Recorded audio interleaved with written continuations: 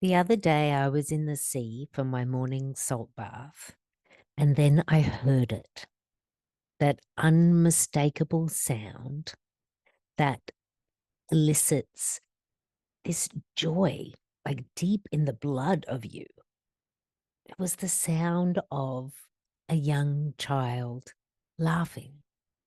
I'm talking little babe that has to be held by a parent in the sea, like young babe, and that like chuckle giggle of the little kid. It was the delight that I wasn't expecting, but I loved to hear it, just that laughter, because laughter is medicine. And when it's coming from a child, it is free laughter. And then as we grow up, I don't know, are we allowed to laugh as much? Do we laugh as much? Do we see laughter as our medicine? And what about for us as women? Because if you look at the comedy industry, a lot of the heavy hitters there, they're men. And this is what we're getting into today. Laughter is medicine. And also, let's talk about this women in comedy business. Because as my guest this week, Shannon, would like to remind us all, women are fucking funny. And we always have been. Yet the comedy industry doesn't necessarily support that. And Shannon is making moves to change that. So I'm so delighted you get to meet my friend Shannon. So Shannon Wyant she's a New Yorker by way of Canada. And by day, she has a career in finance. And by night, she is under the lights on the stand-up stage. Shannon's a young adult cancer survivor, and she's a committed advocate for people working through either cancer or a hard, tricky chapter. And Shannon's got this amazing resilience and determination to not only shine through all of her endeavors, but to support other people to do the same. So when I first met Shannon, she had a dream of being on a stand-up stage. My friends, that dream is now a reality. And more than that, Shannon has co-founded the Women's Comedy Collective. So what they're doing is they're on a mission to break down these barriers in this notoriously misogynistic and gender-biased industry. So they're producing all women, all female identifying lineups of seasons and emerging comics. Currently, this is all happening in New York, but I know there's plans for it to extend further because we know it. Women are funny and the industry doesn't support women shining in this way. How often do we hear this narrative? Not only about being funny, but so many things that women bring to the table, to the stage, to the light. And so I'm loving this episode in that breaking down these barriers, not only for women in comedy, but all industries where maybe we've been told we're not allowed. I call BS on that. We are allowed. And as you're going to hear through Shannon's story, which is a story of resilience and continuing to turn up and access laughter literally as medicine, no matter where we are now as women, we can create our own stages, which is exactly what Shannon's done. And I cannot wait for you to meet her. So let's get ready to breathe deep into the belly where the belly laugh lives and meet my friend Shannon so we can all remember together women are fucking funny.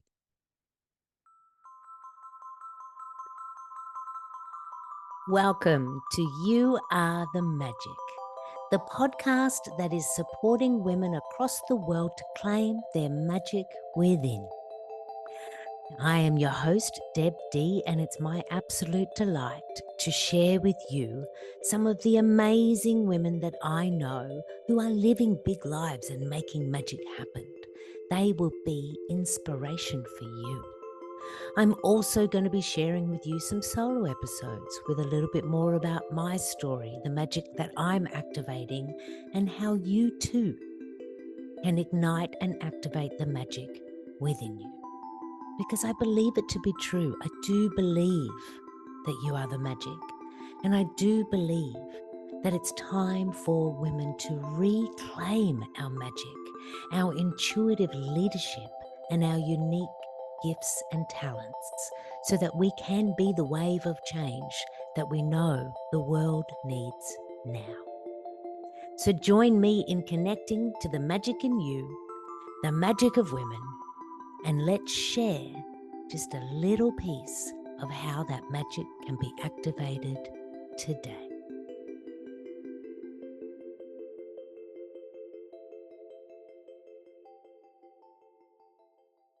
Hey, Shannon. Welcome to the Hi. Magic Stage. Hello. Hi. Hi. So excited to I'm, be here. yeah, absolutely. I'm excited about what we are going to invite in this Mm. conversation today because we were together in a magic circle, like in the community. You were with us in the magic circle, and at one point you unmuted and you were sharing about, and everyone were going to get there with the story behind this, but you were sharing about what was coming up for you within that event for you as an amazing woman making the magic happen. And then Mm-hmm. you said one line that I was like, there it is, that's the keeper. And the line was, women are fucking funny. Yes. And I was like, yes, we are. Yes. Yes, we are. And Yes. this is why I was inspired. I was like, Shannon must come on You Are the Magic because I want to explore that. Yes, women, we are funny. We are so many things. And so are you, Shannon. So let's start here with the magic that you inspire and create and share with the world. The magic I create and inspire the world with, it genuinely starts from a place of being a really big champion for others. Mm. Um, I always have been. I can't think of a time when I haven't been. Whenever there's it's about belonging, right? About a sense of belonging. So that's how I would insert myself into belonging by creating space for other people to feel like they belong. Um, And then the second one, or the one that's in there with it, is this really goofy side of me. Like, I have a very strange um sense of humor. I also have a what is the right word? A inappropriate response to adulting. So I think that's, I mean, that means throughout my life. Goofiness has been at the center of me. Joy and laughing are what I Yeah. they're the part of the magic I bring to the world. Yes. Yeah, I love that. We're allowed to grow up, but still be goofy and fun and silly. Yes. And we're still We full-fledged have to. adults. Yeah. 100%. Yeah. And like you were just 100%. saying there, like we have to. But also, I Yes. don't know if everyone does, Shannon. You I know? I know that they don't. I'm just going to speak quickly from my dating perspective. Like, that was always the place where I would test someone as a partner. I would either take them to a basement improv or a stand-up show, or really just become a little unfiltered for a while to see how they respond to it, because I can't control I mean, I have to do it for day-to-day work life, but even then I say some really silly things because it's the way I handle life in general. But yes, Yeah. not everybody does it. Not everybody gets it. I It's love that. sad. Yeah, it is sad, but you're also doing work to embrace it, like invite people in, create the spaces. Yeah. But let me just stay here with the dating for a bit, because I know that there's Yeah. some of the amazing women who listen to this podcast who are like, what does she mean? Is that a way that I can work my dating? So am I right in thinking that either a first, second, or third date was to an improv show or stand-up comedy? Yep. And what were you looking for in your dating partner within that?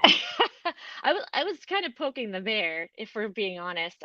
In one particular scenario, I was going on a first date with a gentleman who was the head of risk at a big private investment firm. Yes, and came off as like very debonair and serious. In our texts, I noticed that he was like a little bit cheeky. So I was like, let me see what this guy is really all about. And I think a lot of people have this financial brother, or what they call it, finance bro idea, where everybody just goes to like fancy restaurants that you can't get reservations to. And I said, I'll figure out the first half of the date, you figure out the second half of the date. And I think he had plans for us at Barbunia. I don't even know if that's fancy anymore, but it was fancy back then. It's on the lower Park Avenue area. And I took him to the Pit, the People's Improv Theater here in New York, to not a main stage show, but a basement show, which is a real wild card for anybody who knows anything about comedy. A lot of people don't like improv at all. It makes them really uncomfortable. They don't think it's funny. There's too much risk involved, which I thought was kind Yeah. of funny to take a risk with this risk manager, because even the best improv people can have a shit night if the crowd Yeah. is crummy or whatever. Um, and he was full on fair game for it. He did not at any time complain or question or judge. In fact, he was able to engage in some really interesting conversation afterwards that was not at all condescending or just night just rude in general, because I think a lot of guys tend to be more, women are known as being passive aggressive, but men can be very passive aggressive about that kind of thing. So yeah, I was looking for somebody who could laugh during the show, who could then carry himself the rest of the evening without one snide comment if he wasn't comfortable. um Yeah. So, we saw each other for a little while. he, yeah. he passed the test that night. So Yeah, he got to I hang need to. around. And so, like, Yeah. our wonderful women out there who are, you're still looking for your partner or your playmate, here's one way you could play. But, Shannon, I want to start back to kind of like where we began our relationship, because we met when the world was closing down. Things Oh were yeah. not funny. It was, the dark days in New York City of 2020. It was like early 2022 early in the COVID pandemic story. Yeah. And you and I Very connected early. because I was at the time holding space for grief. Yeah. I held a lot of space in 2020 for individuals and communities to come together to actually talk about the grief that was present in this bigger story that we're all a part of. Yeah. Hmm. And so, life isn't always funny.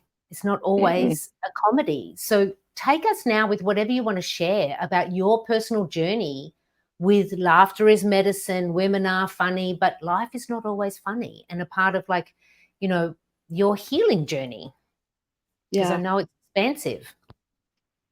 Yeah. And can I just say this before I start that story? I want to acknowledge something about the way that we met too, because when I saw you speaking at one of the networks that we belong to about grief, and that you invited people to connect with you, I remember initially hesitating because I was thinking like no one had died for me yet. I mean, I knew people were Mm. dying, and my idea of grief was like so black or white.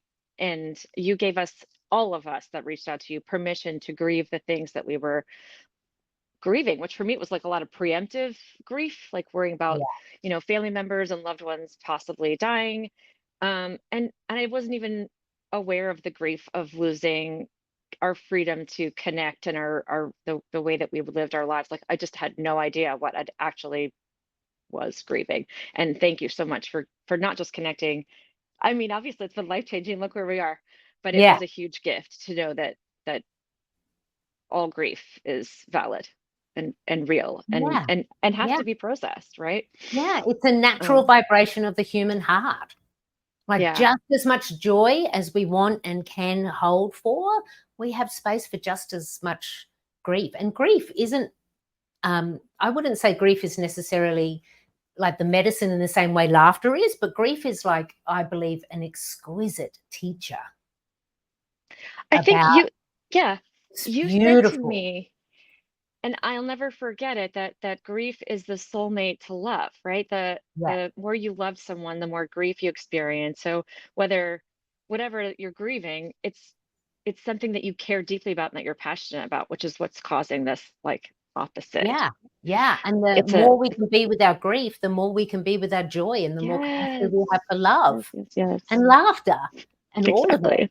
Which is why I'm just like, everyone, invite grief to your party. Yeah, Please. You yes. want grief at the party. It's actually an exquisite teacher. It's like a gateway into so much wonderland. It really It is. really is. It really So is. It gets a bad rap. it does get a bad rap. It Yeah. needs a disclaimer.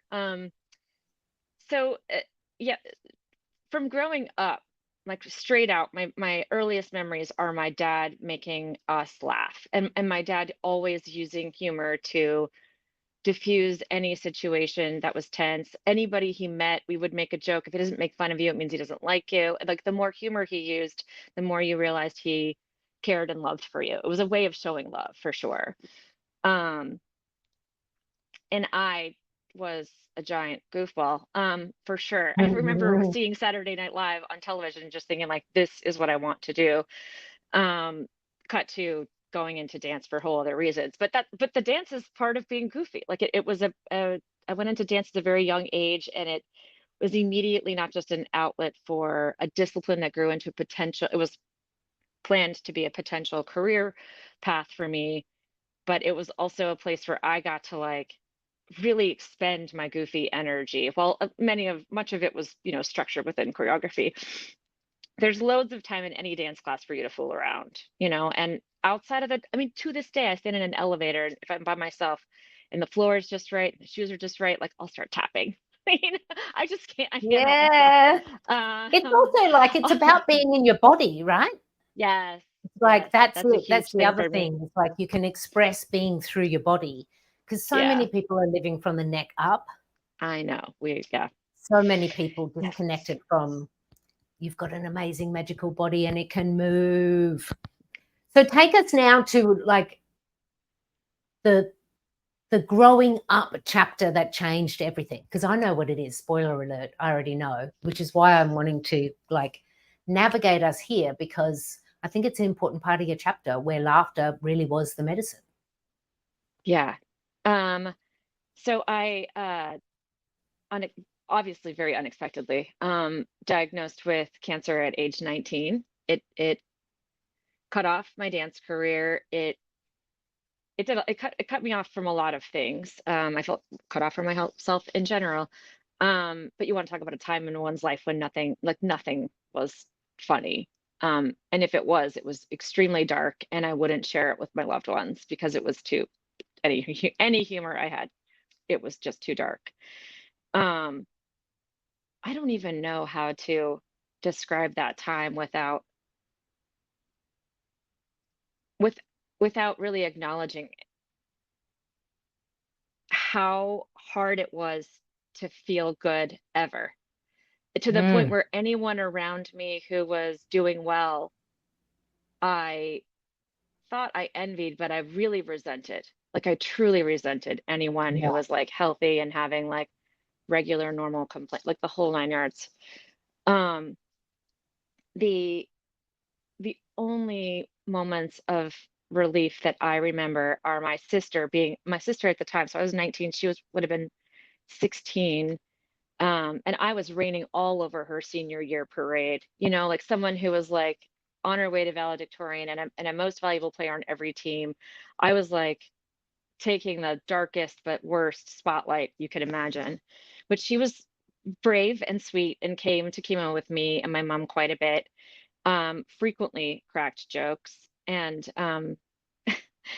we had the dynamic of two kids who didn't really like, we were so opposite, we did not get along. And it turns out, like when I think of our history, like we've always come together over hard stuff. So it was really heartening to have her there. But she wasn't a very big gift giver. She wasn't considered thoughtful. Oh dear. Sorry, it's just gone dark over here. um, but she went out and found this book, called The Jester Has Lost His Jingle.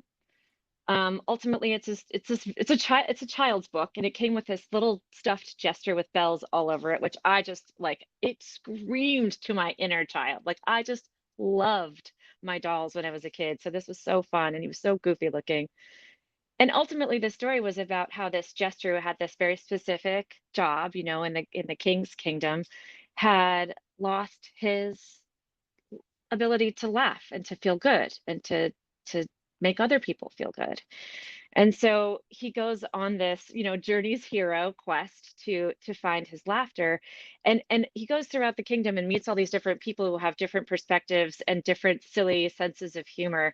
And he comes to gather all this information to really know that A, that part of him hadn't gone anywhere, that he just needed to tap into it and to connect to other people.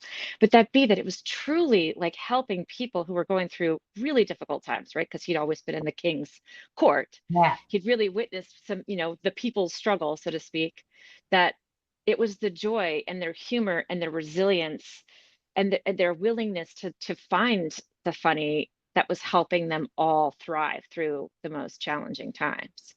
Mm. Um, I get goosebumps when I think about it. It's very I don't know how to articulate how surreal it is that my sister was smart enough and like present enough to think to get that and to not think it would be Yeah. like silly or stupid or that I wouldn't like it.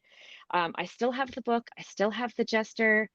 Um, it taps so deeply to the part of my growing up where we were around the dining room table and my dad would make us all laugh. Like it would make my mother crazy. She's trying to get us to eat with a knife and a fork properly, the whole nine yards. But um, to this day, that's how my sister and I connect too, is through joy. Like we'll sit in the back of my parents' car. I'm gonna be 50 next month. She's gonna be 47, whatever.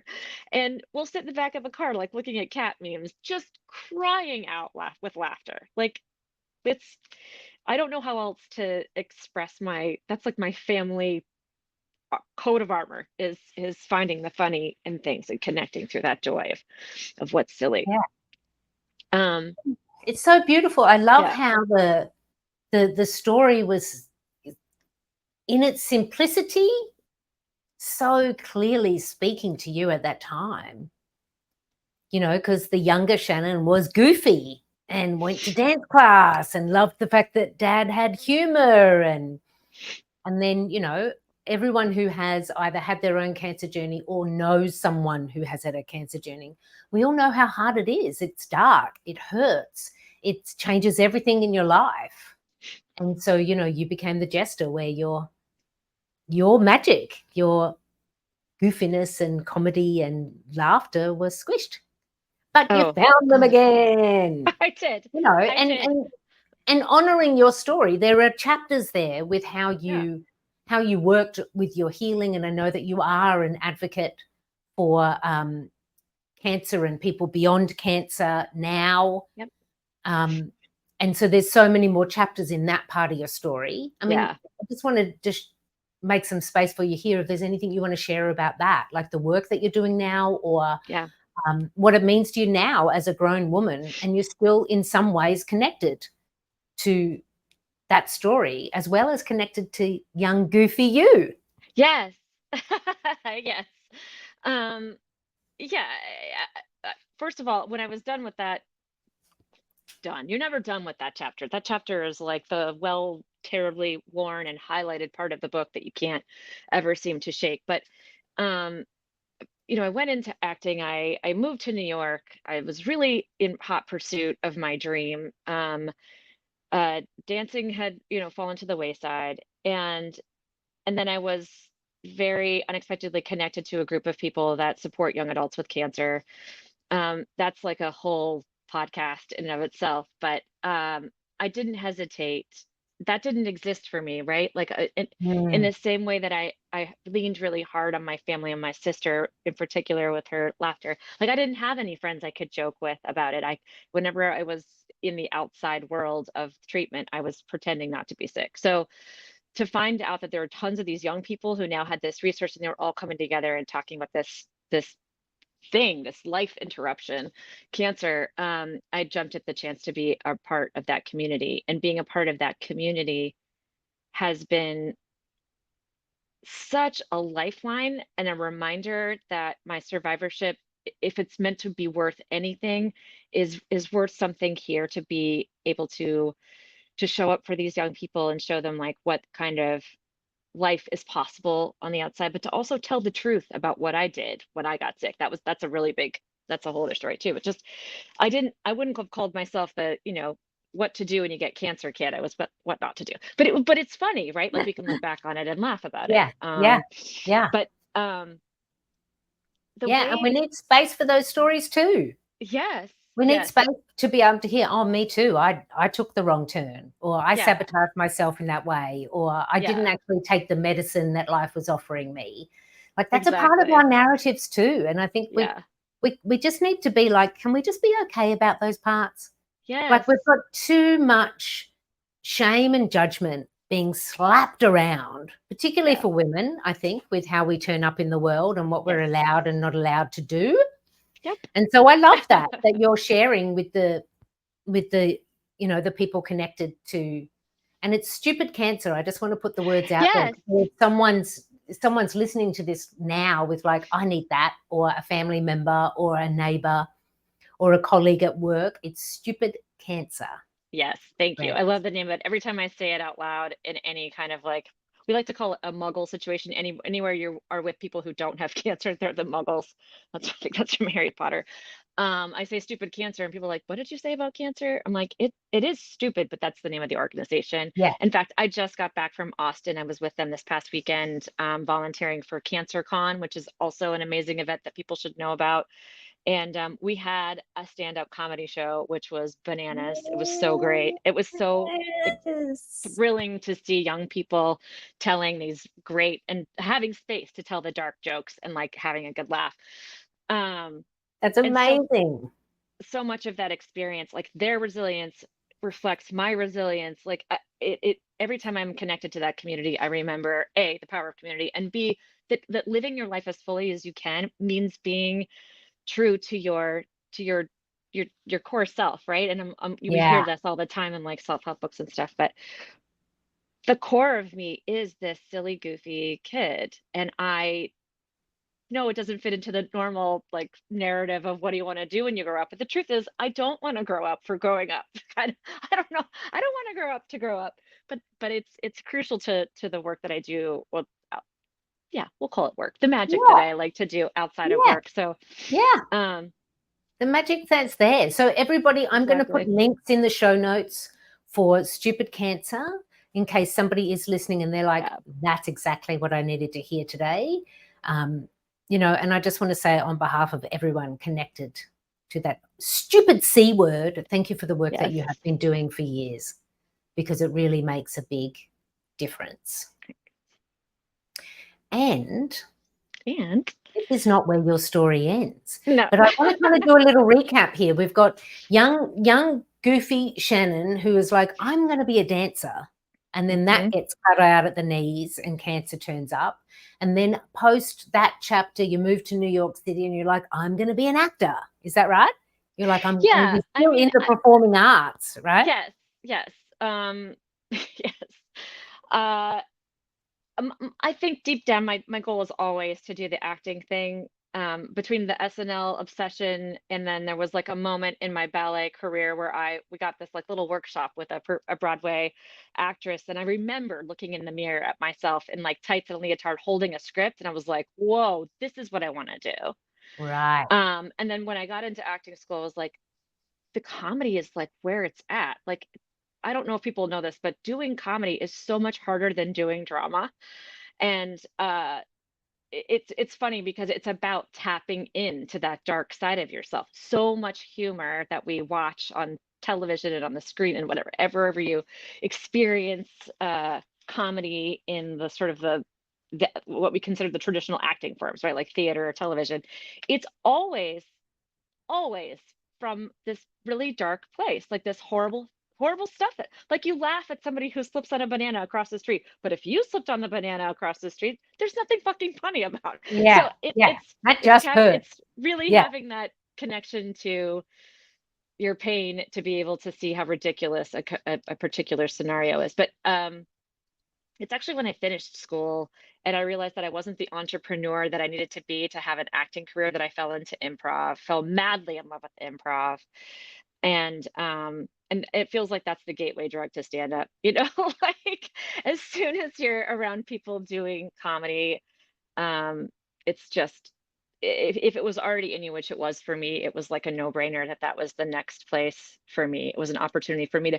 I think you and I have talked with this so many times from when we met. Like I went from wanting to tell my story about my cancer and always having a difficult time finding the funny, making it funny in a way that was palatable to people who don't have cancer. I don't mean that in that felt like I needed it to fit, you know, my round peg in a square hole, but I do think that there are dark jokes for certain audiences and not so much for, you know, Yeah, you come yeah. off as You got to being read the like a room. You got to victim. read the room. Yeah, yeah, yeah. Yeah, Even if you yeah, are a champion for yourself. Um, and then I found the biggest hiccup for me was telling some of the harder stories. That was my like real obstacle for so long. Um, yeah.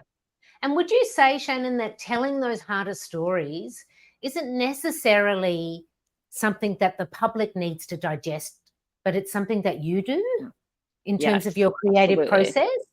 Yes, yes. I think Yeah, to be with process our those full feelings. darkness as well as our lightness, like the goofiness as well as like the really hard stuff and the realities of Yeah, being a young woman with cancer and what that meant for you as a creative. yeah. And yeah, so did you go on that journey with alchemizing Oh that? my gosh.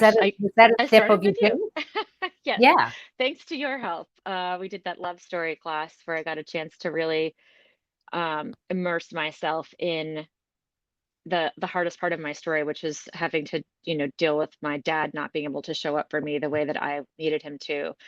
And and to do it in a way that wasn't so like clinical, like I mean, psychotherapy is very valuable. I would not be here today talking to you if I haven't been, you know, with a psychiatrist and a therapist. But you were really a major helper, player, teacher, mentor in that process and getting me prepared really for my therapy because I got to do it in this creative way, right? The story yeah, was based on the truth that I was experiencing, but wasn't necessarily meant to yeah, be nonfiction.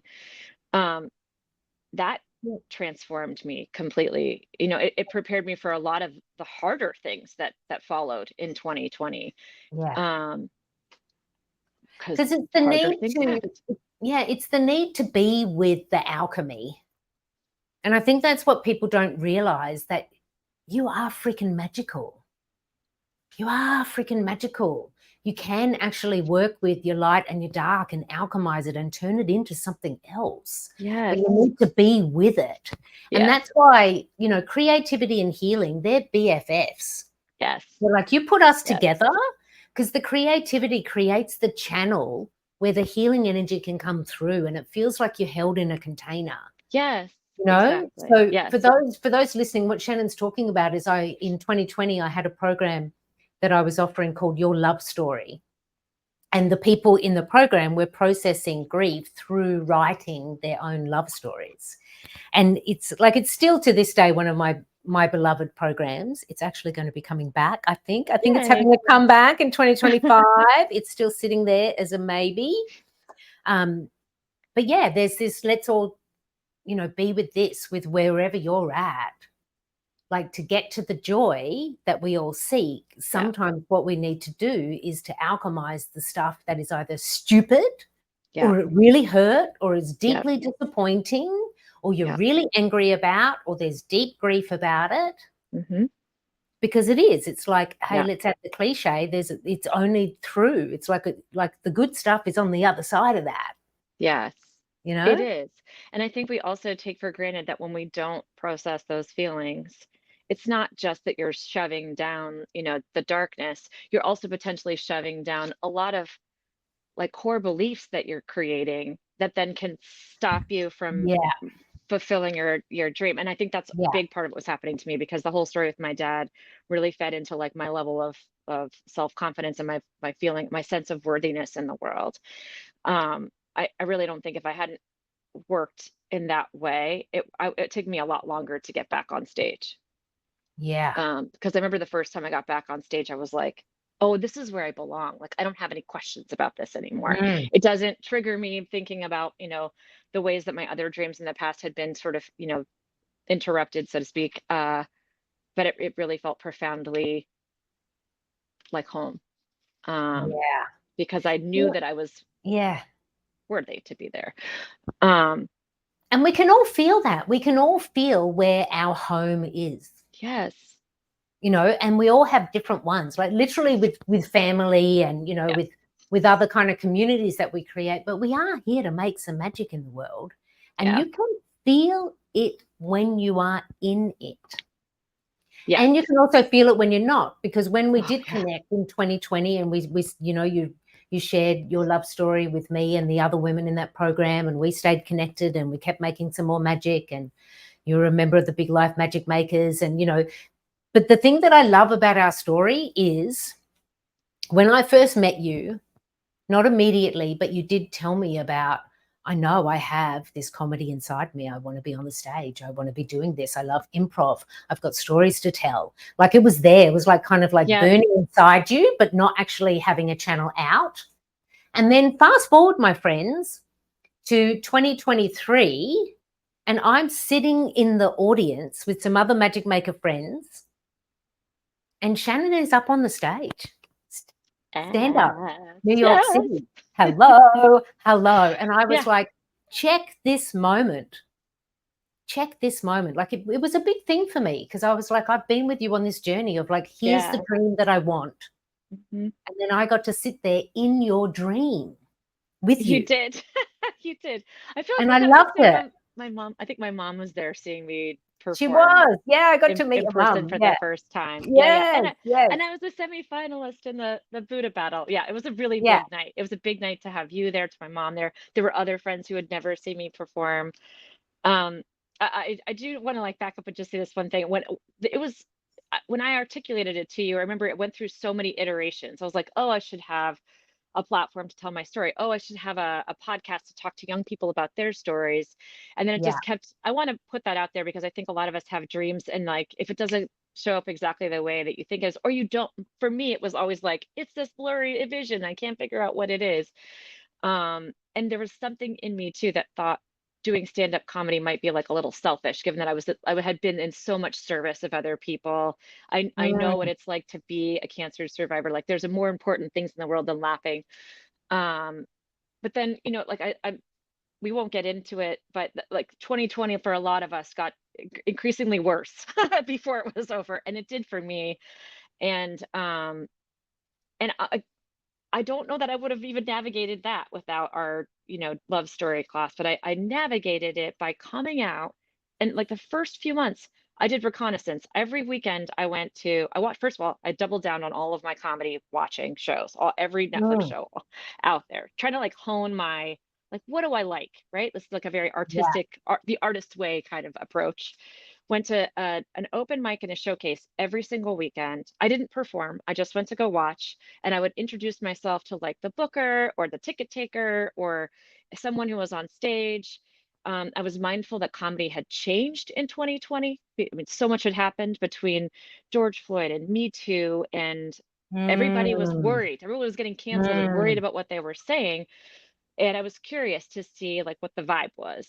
And I was astounded by how generous and funny and welcoming and so much like home it felt to be in those spaces with those I people. love that. That then I took a stand-up class, and I picked it specifically to be with all women because I've been in all of these women's networks. Like I've already witnessed what when women come together, what they do. I was also afraid to be in a co-ed class just yet. Like I just wanted to be in the Yeah. safest place that I could be. Yeah. Um, and Yeah. that's what like lit the fire on the rocket. The Yeah, I women in that remember that. class. I remember you telling me that you I were mean, it in took like this one class, class. and yeah. But it didn't take just the one class. It took Hmm. those moments that you shared before where you had to kind of put on a few things to see if they fit, and then they didn't, and then you put it down, and then once you realized it's actually stand up, it's comedy, you didn't go from there to like, let me get on the stage, give me No, the mic. It's like no, there's a process, and I yeah, like wonderful women, whatever your dream is, like try on a few things, see what it Oh, fits. yes. You're going to feel home, and then allow yourself to arrive and feel Yeah. into it like you did with like watch the comedy. What do I like? What's changing? You know, there's also this beautiful like bring people together. It's all about relationships with like, let Yeah. me meet the booker, let me meet the person who's selling Yeah. the tickets, let me be in this world before you're actually on the stage where I'm sitting in New York City saying, that's my friend. Yeah. She's making her dream come true right now. Yes. You know, I'm having a memory right now of going to a club with some friends, and I was always dragging my friends to come to shows with me because I was going by myself quite a bit, and I was like, I always get picked by, the crowd work always goes to the girl who's sitting by herself. Yeah, So I would yeah, bring my yeah. friends with me. I have a picture of me pinky swearing with a comic that I would get my ass on stage, and that was right before I had found the class. I have a picture of it. He posted it on Instagram. He's an experienced and hilarious comic. Um, so I feel like his name was Mr. Pickles. I'll have to look it up. But I took the class. The teacher is a veteran comic, an award-winning author named Karen Bergreen. She saw me immediately. I mean, I'm not even kidding. My first 5 minutes that I got to do in class, she was like, "You give a really good TED talk." And I was like, "Yes, I do." And actually, now that I think about it, I think I was taking an improv class at the time simultaneously because I was just like, let me get all of my stuff going on. And in the improv class, we played a game where you stand really far apart in a room, and so everybody can see you. And someone makes a shout out to you of a topic that you have to give a TED talk to, like on the Oh, spot. I right. can't even remember what my topic was, but when I was done, the class was screaming and clapping, and I was like, this is a problem. Like this is great, but this is what I'm trying to not do in my stand up. I want to be my authentic self. And Karen took me under her wing. She was like, I was exactly like you. You're smart, you're articulate, you've got the training. She's like, but when you go into TED Talk, you're cutting yourself off from everybody. Like they're getting the Yeah, information, but they're not getting to know you. yeah, And she yeah, she really helped me write sets about my cancer. She watched me struggle, she watched me avoid, she watched me fail, she watched me wake like my classmates wince and like cry. She's like, this would be a great television series. But for 5 minutes, you need to make people laugh. And yeah. And again, listening yeah, here, there's that process. It's like I yes, don't immediately know what the jokes are or what the no, narrative of the comedy is. Like exactly. you have to find your way through it. And how beautiful that you have like you're the heroine of the story here. You've turned up to the class and then you get the guide and she knows the way and she's like it's so Yes, beautiful in the narrative of it, yes, you I know? am the jester. I'm in the world Yes, trying to yes. find my jingle. Yes, I definitely am. You know what I'm curious Um, about? I'm curious about this. You said I chose an all women's stand-up comedy class because that felt safer. mhm, I don't know if you said exactly that, but yeah. that's Oh yeah. that's me kind Yeah. of surmising what I think you said. Can we Yep. just go there for a minute? Because I want to talk about women are fucking funny and Yep. women in Oh my comedy. God. So, but let's start there with your first move of like, why that choice? What was clear for you?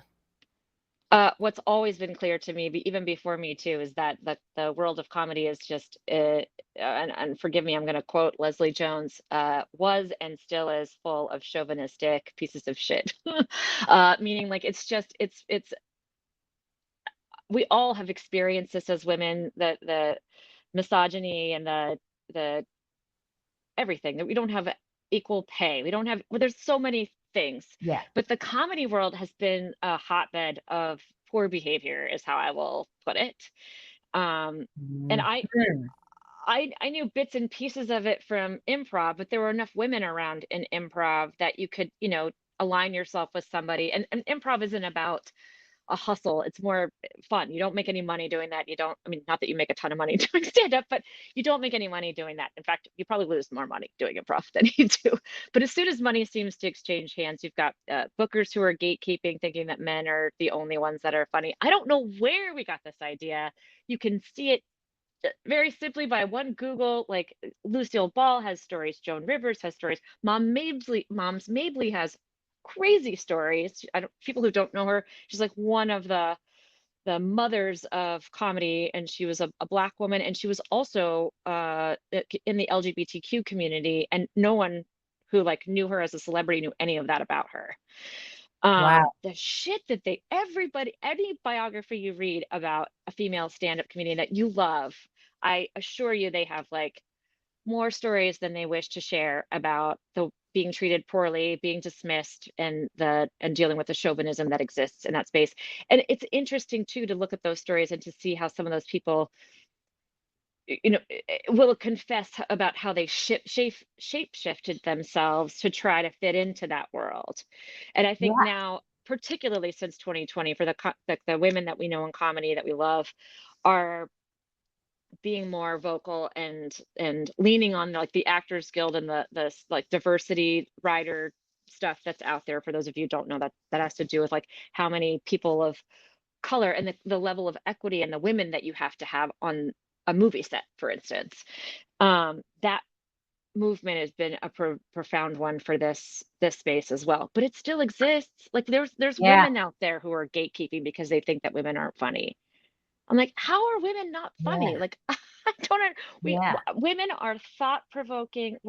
Because we're these and tend to be very empathic beings to begin with. We see and feel things that others are experiencing. We have the ability to articulate it because we're not afraid to express our feelings.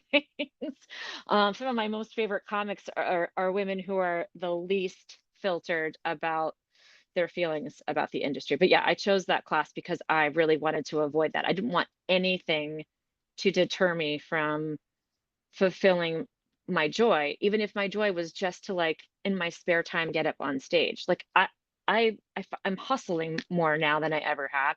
I still don't necessarily have like a major goal like a Netflix special. Not, I definitely have that on my vision board. And to of course host SNL, just little things like that. Um, Yes, I it they'll doesn't happen. it does They'll happen. I didn't want anybody to keep me from doing this, and I knew that being in a space with all women would be, potentially competitive, but it turned out to be exactly what we know women to have done historically forever. We Yeah. immediately shared our phone numbers. We practically joked about having a Tupperware party. Like we went to everybody's shows. We were so supportive in class. And I don't mean like participatory, award kind of support, like, oh, that was great. Like always constructive criticism, always respectful feedback. Like we were just really excited to see everybody succeed. And it always blew me away because I took the class twice. When we did the shows, women would come in, these really smart, high powered, fill in the blanks. I'm not funny at all. And then they get up on stage and kill, kill. And when I say kill, not kill because their families are there and they think it's funny or like we've heard all the jokes. Like I've sat back and been like, whoa, I saw this joke like fall flat a million times. I thought for sure she's gonna freak out and flounder. We all rallied around each other in those moments. And my heart felt like it was gonna burst watching somebody go from I don't know what I'm doing to like a room roaring with laughter based on the stuff that they were saying. And ironically, none of it was crass. None of it was, I mean, and when I say crass, look, you know me, I usually talk like a truck driver all the time. But I just mean nothing, no one was punching down ever. Yeah. It was Yeah. always about Yeah. same weight or up and smart and thought provoking and really true to their perspective, given their story and their life, which always resonated with the audience. I'm not sure how else to articulate that. I think what you're sharing here is what I call the best of women. Yes. It's like the high magic of women when we come together to actually support, engage, encourage, but also be the woman to turn up and say, oh, by the way, that didn't quite work. Yes. Let's workshop it, to actually help each other out. Yeah. Because I say it all the time. When women come together in safe circles, magic happens. Yes. Yes. That's what happens. Yes. That's what I see again and again and again inside the Big Life Magic Makers, Yeah. which is essentially Zoom rooms that are opened and women come together. We create a circle and magic happens every Oh, time. every single time. Yes. Every single time, because It this blows me is away. this is a part of our superpower as women when we can do this. Yeah. But now let's fast forward, because there's something you've created beyond that improv class and beyond you stepping on the stage now more than once and, being in the different shows. Share with Yeah. us now, because I think this is really exciting. Yes. So Karen, the teacher in the comic that it became a mentor of mine, kept mentioning it actually goes along the lines of that Tupperware joke. She kept just saying, like, I just love how women come together. I love teaching these classes. I feel like there should be more space for this. And that's all she had to say. I went home. I don't think I went to bed until like wee hours of the morning because I wrote a kind of like the mandate from that movie with Tom Cruise. I can't remember what it is. You had me at hello movie. It's like I wrote this huge proposal for exactly how we could build a space for women to basically start a movement so that we would have more space on stage, period. End of story. More space to express our joy, to explore our joy, to get to play, to be just yes. And I thought she was going to be like, "This is a lot," and I think she did because it was a lot. It was many pages long. But within a couple of weeks, we had 30 women come together at a local bar, and we all sat down, and everyone was like pen in hand, paper in hand, and it surprised me too about a couple of people that showed up. Um, and everybody was down, and we didn't know what we were down for. We just knew we were down to be together and to move this thing forward so that we could Yeah. all be making other space for women and enjoying the space that we deserve on stage. And ultimately the Women's Comedy Collective was born. It's essentially this nebulous group of incredible women. There's about 100 of us now that are connected. And the mandate is exactly what I was saying. Like we just push against the cliche of the chauvinism, misogyny, and dick jokes that exist in the comedy space. We're here to make more space for women, for equitable stage time, equitable pay, equitable representation. And as a result, like the first thing that we did, and I'm so honored to have been a part of, is we hosted an open mic at the Historical Comedy in Harlem, back when it was on East 117th Street. Now it's moved to this precious spot a little further uptown, right outside the subway trains, and it's a hot spot. It's such a hot spot. It's such a unique space. And the two people who started that, Jamie and Nikki Sunshine, they're two comedians who fell in love and opened it during COVID. And their sole goal is to create more space for people of color to tell jokes. And it is that incredible place. So I was really honored to be able to do our open mic there. And then just recently I've started producing a monthly all-female lineup show in Williamsburg. Before that, we've got Hot Ticket Comedy, Time and Again Comedy, and Lavender Laughs. There are three groups of women in the Women's Collective that have grown out of it into these sort of Wow. smaller groups. Time and Again is all about people of color and LGBTQ. Lavender is LGBTQ friendly. We all are, but they're like specifically serving those groups. And from my perspective, it's called Ladies Night Laughs. It's at Dead Letter Number 9. It's a weird sounding space, but it's a very cool space. And my goal is to get seasoned and new faces on stage every month, hopefully more frequently.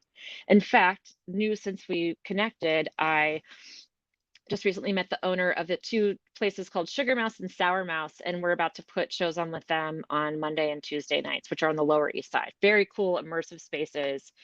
Um, I can't tell you again, like how exciting it is to like last show we did at Dead Letter, two young girls came in. We didn't know them personally. I do a lot of Instagram stalking to find some of our comics.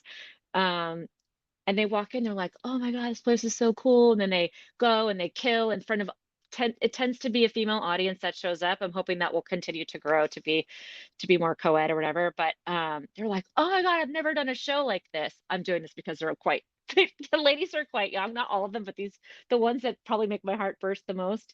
And they're just like, "I've never been in a space like this. Like it feels so good to do stand up in Yes. this lineup and with these people." Yes. Yes, and that's That's what it should be. We're I love telling that. jokes. We're telling jokes. We're Yes. telling jokes. It's And supposed to also, be fun. yeah, and again, that safe space for women to Yes. come together, and what Yes. happens? Magic. Yes. And congratulations, because you went from, hey, I've got an idea sparked by my mentor teacher. I'm going to just, let's put some words on paper. Yes. And then it becomes 30, and then it becomes 100, and then it becomes a monthly show, and then it's getting, creating new collectives. Yes, yes, yes. Yes. All of this. And, yeah. Shannon, I also just want to say, you could have gone home that day and said, that's too hard, or maybe no one would listen to me. Maybe it's somebody else's job to make space for women. Yeah. So many ways we actually block what our magic is. Yeah. Or how about mine? Mine was like, how many more things can I put on my plate? Yeah. But luckily I was starting to move into a more balanced place, and doing that, making that space. I knew when I was writing that proposal that I was also taking care of myself. Oh, I love that. Because again, it's about investing in your home. Like when you find what your home is, where your magic is alive and flowing and at service to the world. Yes. I mean, it's at service to you, but it's also at service to the world. Yeah. It feels good when you invest in it. Yes. Yes. And then it just expands so much from there, doesn't it? Yes. It absolutely does. I just, you're making me think. I had a spontaneous joke come out of me when I was hosting the last show, where I was like talking about working in finance and my sister going on to be an actual attorney, and me like doing this at night as a stand-up comedian. And I was like, but I'm the real martyr here. Like, this is a service to you guys. At the very least, I hope I make you, well, the highest point is I hope I make you laugh, but at the very least you can walk away like really feeling better about your life choices. Yeah, You're not standing standing up here and doing this thing, which I think a lot of people find very scary, which I think is so funny, because I mean, sure, I get scared, but it's not that take scary. a poll really of 10 people, almost everyone would say stand-up comedy is my fear. I think it's up there with public speaking, jumping out of a plane. I completely get it. Unless it's your magic and it's your home, and then you're just like, no, but this is my fun spot. Like, this is the bit where I'm alive. Yeah. Yes. So for people in New York City, where can they find out more about these shows? Yes. If they want to go. Yes, and I hope you will. Our tickets are cheap, and we have no drink minimum. That's another part of that chauvinistic, misogynistic, you have to be drunk and drinking. So the best places are Instagram, which is at Women's Comedy Collective. You can also email us, and we'll get you on the newsletter. There's a link in our Instagram too for that, but the ticket links are in the bio for Instagram. And our email, you'll post it, but it's Women's Comedy Collective NYC at Gmail. And then you can find me at sweat_sunshine. And that's a whole other story for another day. Why my Instagram handle is sweat sunshine. But those are the best places to find us. We also have a website that will go live shortly. That's like the best place to and I just want to encourage, like, if there is a woman listening to this and thinking, I'm fucking funny. Yeah. Oh my gosh. Just take the step, like what you did, Shannon. You were like, I just started going to the shows. I started paying attention to what kind of humor I like, what's funny to me. Yes. I really want to encourage, because I know that there are women who are sitting on a whole heap of funny. Yes. And it's only coming out in their friendship groups. So many things, Yeah. like you don't have to become like a on the road, Netflix special. You could write a TV show. You could write your book. There's a million things. There's so many ways. Yeah. And it's like, try it on and see how it fits. Yeah. But try it on.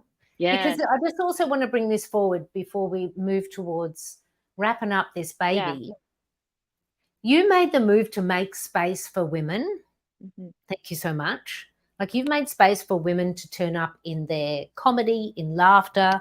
I make space for women to turn up in their magic. There's women all over the place making space for women to come in and fill.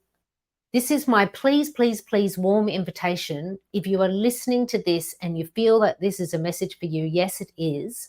Please fill that space. Yes. Like, be the person who also steps in.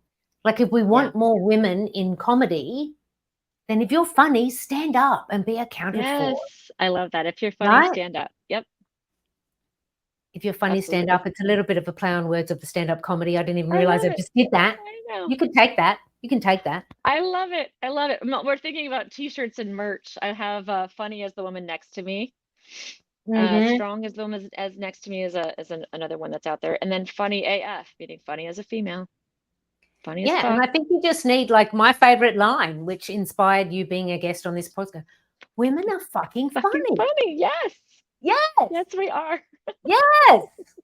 All right, We Shannon, my absolutely are. friend, every episode of You Are the Magic is dedicated. Yes. And as my guest, the dedication is yours to give. I dedicate this episode to my dad. Mm. Um, the if there's anything that I got from my dad, I mean, I got his red hair, not turd blonde, but I got his sense of humor and his funny perspective on the world. And if he didn't bring that laughter into my life, then I wouldn't be in this funnily fabulous place right now. It's for so many reasons, but I dedicate it to my dad, Oh, what's your dad's name? Gary. Gary. Gary, thank you. Gary. And all Dedicated to women Gary. listening, who's somebody in your life who makes you laugh or affirms to you you're fucking funny? Send some blessings and love their way right now. Yes, Shannon, this please. has been so exciting to be with you in this space. Like, I can feel it. I'm just like, women, like, let's get onto the stage. Let's go to these shows. Let's Yes. support women in all the ways we express ourselves. But one of those ways is comedy, Yes, because women are absolutely. fucking funny. We're I'm going to keep so saying that. I'm going to keep saying that. I'm going to okay, keep that's saying it. definitely going on the Yeah, merch. it's got to be tote bag, t-shirt, the whole thing. I want it. Yes. My friends, you are funny. Yes. You are fabulous. And it's true. You are the magic. Yes.